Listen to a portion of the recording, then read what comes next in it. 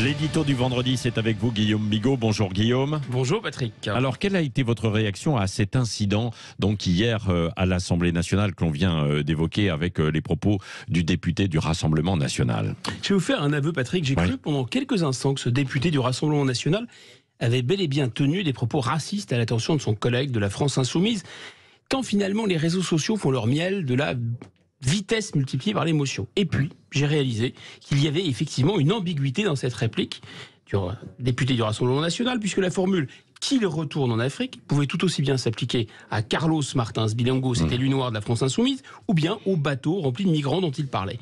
Et puis j'ai vu cette séquence où Carlos Martins Bilongo, le député de la France Insoumise, paraît ne pas du tout se sentir visé personnellement par cette apostrophe.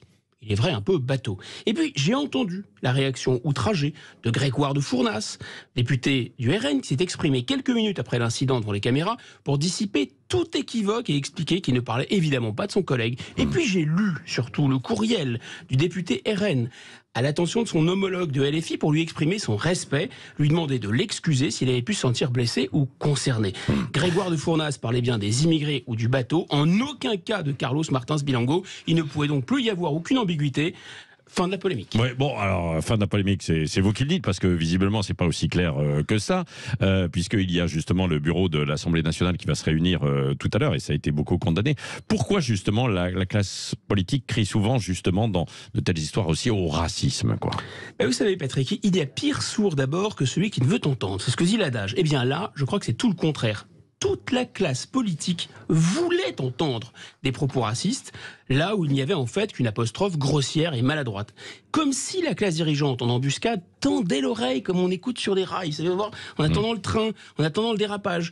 Au-delà de la bêtise absolument confondante de ceux qui nous expliquent qu'un bateau chargé de migrants doit retourner en Afrique, en disant ça, on est dans le racisme, il y a surtout une sorte de conjuration politico-médiatique pour traquer le racisme du RN.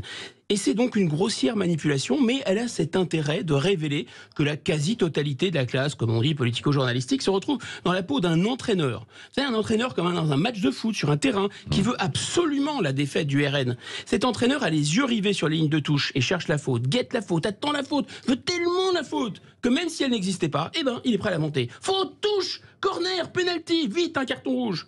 Et on ne reviendra pas de siéger tant que le fautif n'aura pas été exclu, que l'on repasse la vidéo, que l'on attend des résultats de l'enquête, que l'on obtienne le compte-rendu des débats de l'Assemblée nationale.